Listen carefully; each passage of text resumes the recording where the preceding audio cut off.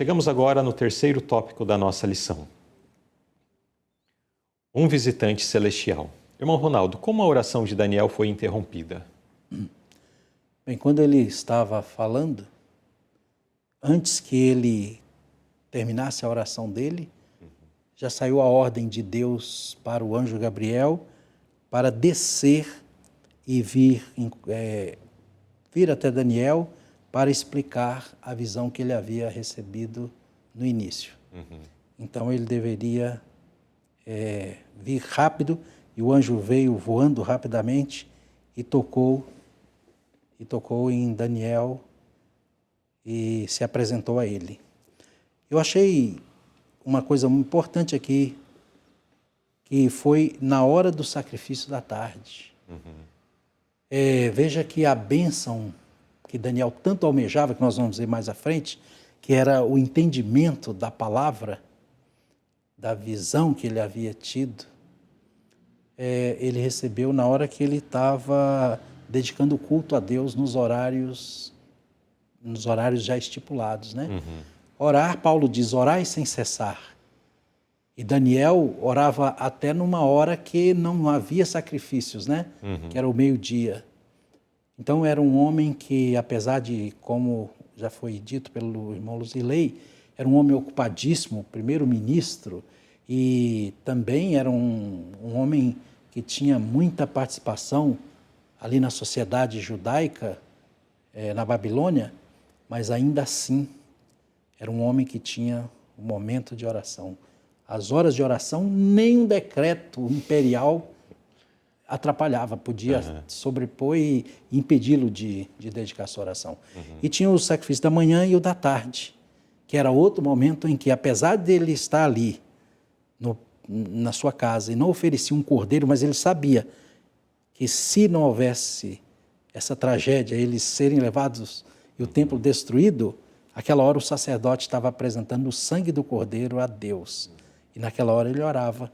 E isso é uma lição para a gente, né? Muitas bênçãos de Deus poderíamos receber mais bênçãos de Deus se nós não perdêssemos o hábito de oferecer o sacrifício da manhã e da tarde ao Senhor. A bênção no nosso lar, na nossa família, eu creio que seriam bem maiores. Nós veríamos mais do extraordinário de Deus. Exato. Essa dedicação à oração, né? Os cultos domésticos, o momento para oração, para realmente estar ali a sós com Deus, falando com Ele, se comunicando, à semelhança do profeta, né? Agora, qual era o objetivo da visita de Gabriel e como ela se relaciona com a visão do capítulo 8? O objetivo era instruir Daniel na parte da visão que ele ainda não tinha tido explicação, que ele não conseguia entender. Ele queria tanto entender que até ficou doente. Ele queria muito, muito. Ele viu que aquilo era importante. Então, Deus contemplou a fé de Daniel e mandou Gabriel, vai lá e instrui ele. E isso se relacionava à visão do capítulo 8, que tratava do verso, especialmente do verso 14, né?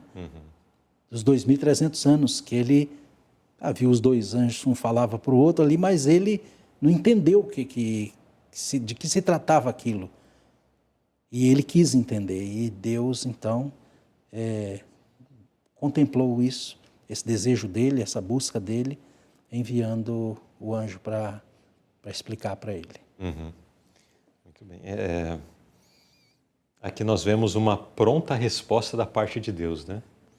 E o anjo fala, olha, no início da tua oração me veio a ordem, e a oração de Daniel não é tão longa assim, é uma oração que também não é tão curta, mas nós vemos que o anjo sai da presença do trono de Deus a uma velocidade muito acima da luz, né? Muito acima de qualquer velocidade que o homem já tenha feito os seus cálculos.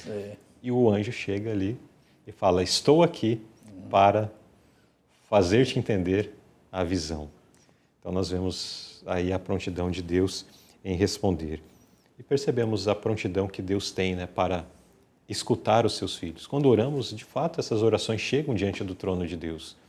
Precisamos exercer essa fé, confiar. Deus me ouve, Deus está atento. Deus, Ele quer corresponder conforme as nossas necessidades. Porque a preocupação dele é aquela e a resposta veio para aquilo. Foi bem específico. E nos diz isso também, isso nos ensina que o Espírito de Profecia fala isso também, que nós precisávamos estudar mais Daniel e Apocalipse. Mas muita gente não estuda porque diz que não entende, né? Não tem muito interesse por esses livros devido à linguagem profética, figurada. Mas o que deveríamos fazer? Abandonar o estudo? Não. Não, fazer como Daniel. Eu vou orar e vou suplicar a Deus e com jejum e com oração para o Senhor me revelar, me ensinar isso aqui. Eu preciso aprender. Nós estamos chegando perto do fim. Nós estamos agora com essa guerra, Estados Unidos, Irã, Israel, e nesse triângulo aí, muita gente está com ideias totalmente equivocadas, crendo que Deus está defendendo Israel e que Israel tem que destruir o Irã, que o Irã é a antiga Pérsia, e sendo que a Pérsia, na antiguidade, era amiga de Israel, né? Tanto é que o rei persa, nós vamos ver o que ele fez por Israel. Então, e a gente fica só assistindo rios desses teólogos e bebendo de águas não puras. Né? Águas não puras. Com lama. Então, a gente precisa fazer como Daniel. Então, vamos buscar a Deus. Se ele mandou a revelação para Daniel, ele manda para a gente também, ele ensina, instrui, o Espírito Santo nos guiará em toda a verdade. Foi a promessa de Jesus, né? Exatamente. Eu quero trazer mais um dado interessante aqui, apenas esse é só de curiosidade mesmo. Quando nós lemos aqui em Daniel capítulo 9, faz menção de que esses acontecimentos foram no primeiro ano de Dario. Então, 539, 538 a.C. E a visão do capítulo 8, que nós estudamos na semana passada, ela aconteceu por volta do ano 500 e... Cadê a anotação? Entre ali 548 a 550 a.C. Então tem um lapso de tempo aí entre 10 a 13 anos. Não é assim, os comentaristas colocam a data de Daniel 8 numa data e outros colocam uns anos um pouquinho depois, então, mas entre 10 e 13 anos. Veja que foi um bom período de tempo que Daniel ficou com aquela interrogação.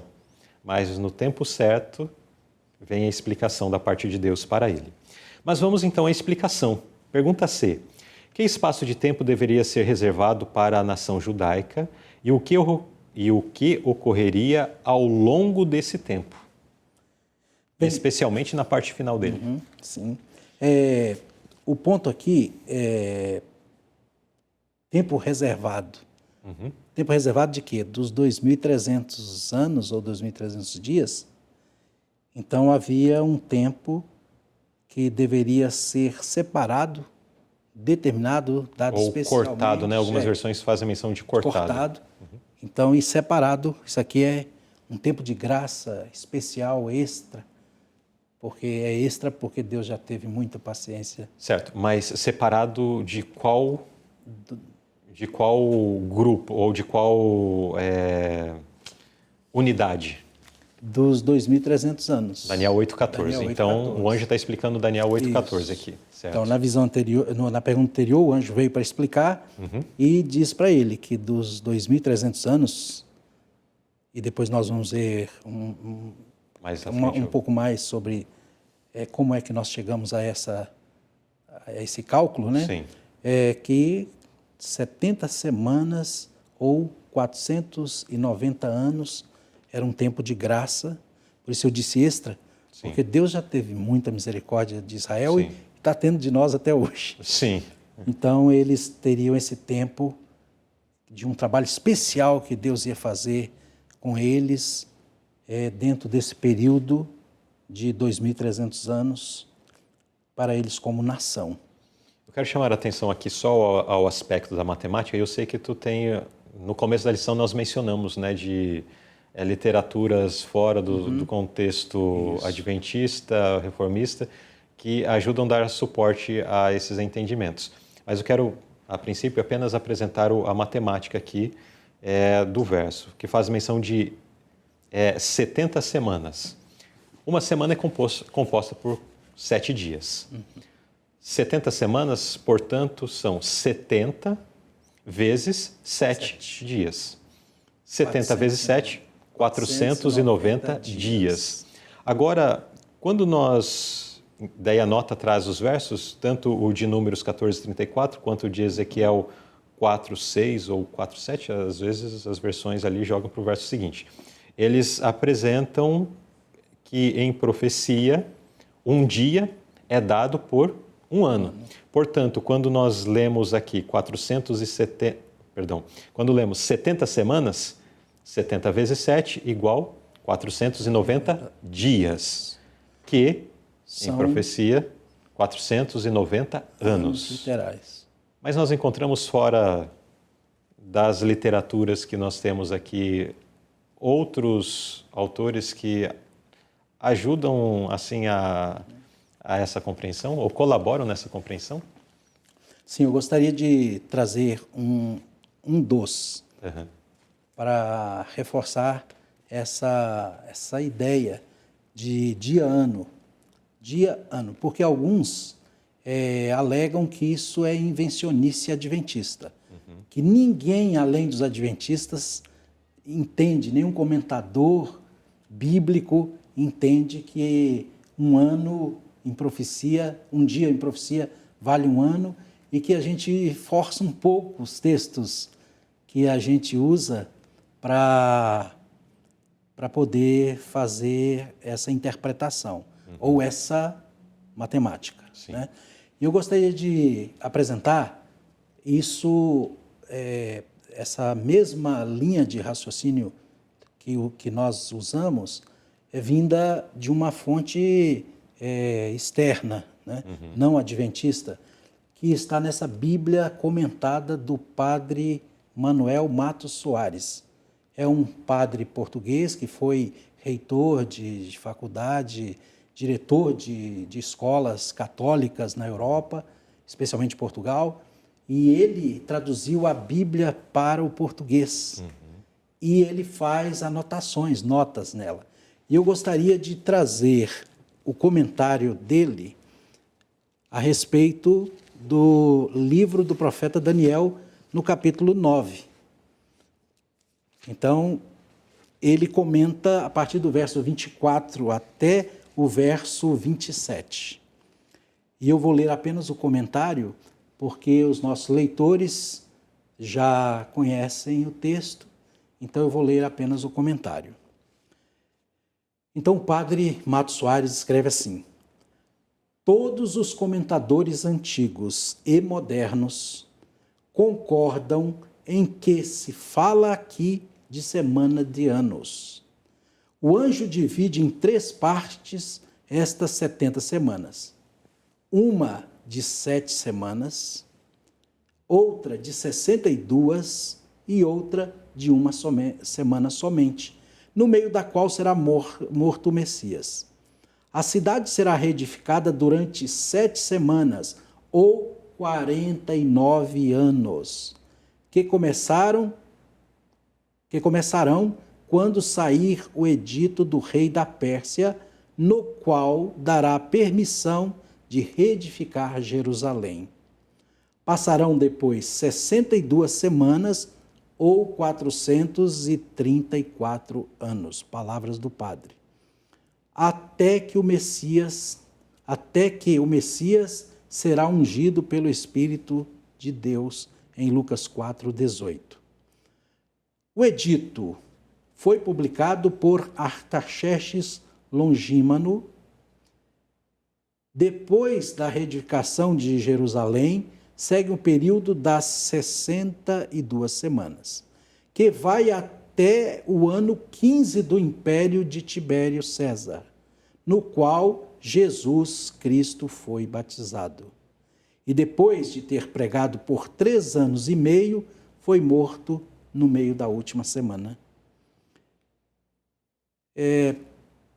Veja aqui o entendimento.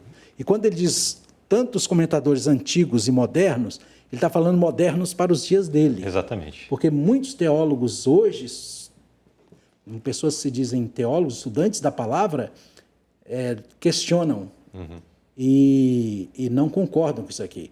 Mas nos dias do padre, diz ele que ninguém desconfiava desse cômpito. Todos faziam essa mesma aplicação, que um dia profético valia um ano literal. E que 490 dias apresentados aqui correspondem a 490 anos. E os 2.300 dias de Daniel 8,14 seriam 2.300 anos literais, dos quais 490 estava reservado para Israel. Sobrando 1810, que nós vamos ver mais à frente. Então, esse comentário está aqui nessa Bíblia do Padre Matos Soares. Obrigado, irmão Ronaldo. Eu acho interessante a gente ter esse suporte, né? Especialmente quando nós temos que apresentar um estudo para alguém que não está familiarizado com a nossa literatura. E se nós chegamos com a nossa literatura e dizemos, mas o papel ele aceita qualquer coisa, né? Mas quando ele vem de algumas outras vertentes, isso, principalmente nessas situações, elas dão um respaldo muito bom. E louvamos a Deus por isso, né? Amém. Que Deus ele também ilumina pessoas em outros meios, em outros âmbitos que também se aplicam à palavra de Deus e chegam a essas conclusões e fortalecem E fortalece a veracidade da nossa fé. Exatamente. Chegamos assim no final desse terceiro tópico sobre o visitante celestial que veio para dar o entendimento ao profeta Daniel acerca de um aspecto da profecia do capítulo anterior em que ele não havia compreendido.